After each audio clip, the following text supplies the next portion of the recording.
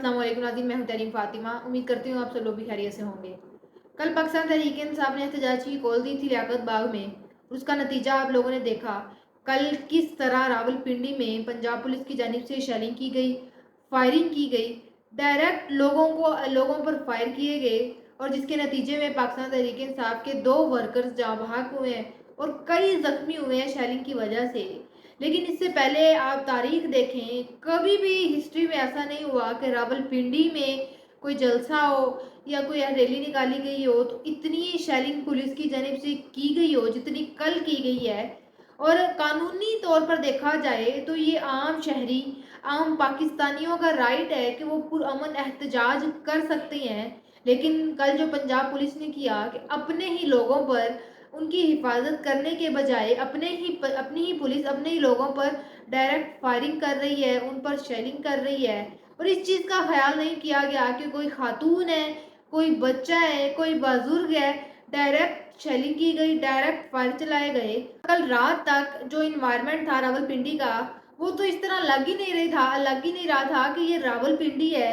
लग रहा था कि ये कश्मीर में, मकबूजा कश्मीर में लोग अपनी आज़ादी के लिए आवाज़ उठा रहे हैं और उन पर शेलिंग और उन पर फायरिंग की जा रही है।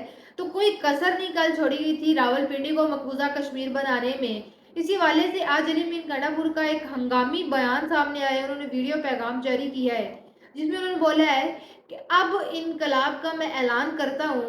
और अब कल देखें जितनी आवाम निकली है, इनकलाब लाना क्या, इनकलाब आ चुका है। कल रावलपिंडी में जितनी आवाम निकली है, दूर दूर से लोग सिर्फ क्या खान की कॉल पर आए हैं और इस कदर जुल्म होने के बावजूद लोग डटे रहे हैं, रात तक वहां पर मौजूद रहे हैं एहतजाज के लिए। उसी हवाले से अली मीर गंडापुर साहब का वीडियो पैगाम जारी किया गया है जिसमें उन्होंने ऐलान कर दिया है अब सूरत हाल आप देखें कि मजीद खराब हो सकती है।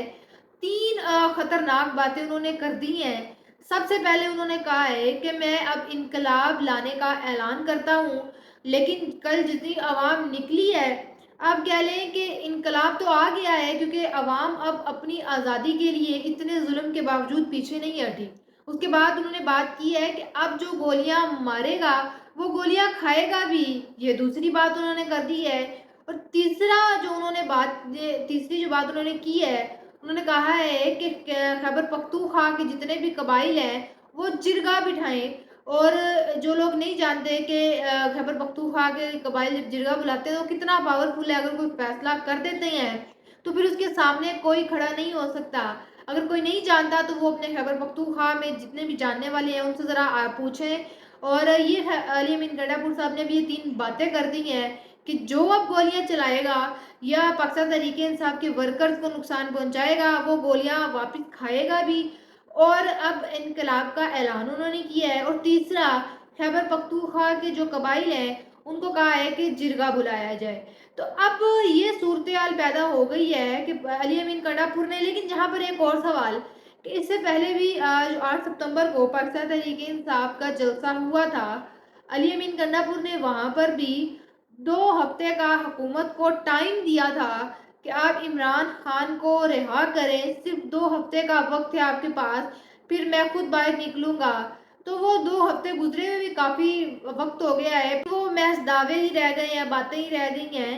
तो क्या ये जो आज अली मीर गंडापुर ने वीडियो पैगाम में बात की है खैबर पख्तूनख्वा के कबायली इलाकों में जिरगे वाली और उसके बाद इनकलाब वाली, तो क्या इन बातों पर कोई इम्प्लीमेंट किया जाएगा, जिरगे बुलाए जाएंगे और वो जिरगे क्या फैसला करते हैं? क्या पाकिस्तान तहरीक इंसाफ अब सख्त कदम उठाएगी?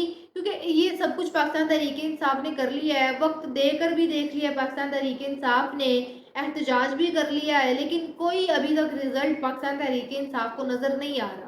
अब कल जो पाकिस्तान तहरीक इंसाफ के कारकुनान पर शेलिंग की गई थी उस हवाले से तो चाहिए था हुकूमत को, आप यकीन करें वो कल एक पूरा इस तरह सिनेरियो क्रिएट किया गया था कि मॉडल टाउन जैसा वाकया दोबारा करने की कोशिश की जा रही थी। लेकिन अपने ही लोगों पर ये हुकूमत जुल्म किए जा रही है। तो चाहिए था पंजाब हुकूमत को कि जो लोग शेलिंग कर रहे थे, जो जिन लोगों ने गोलियां मारी, उनका नोटिस लिया जाए।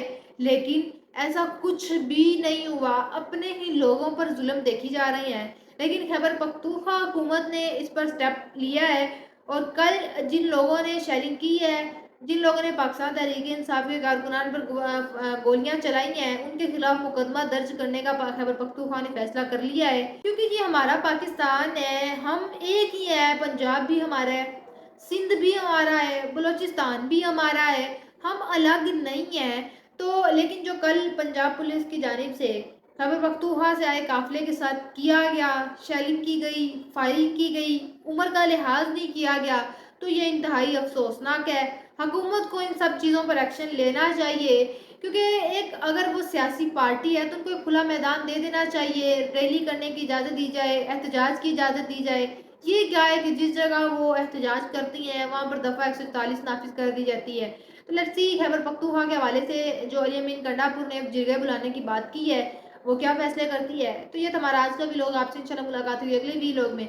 اپنا بہت سارا خیال رکھیے گا، اللہ حافظ۔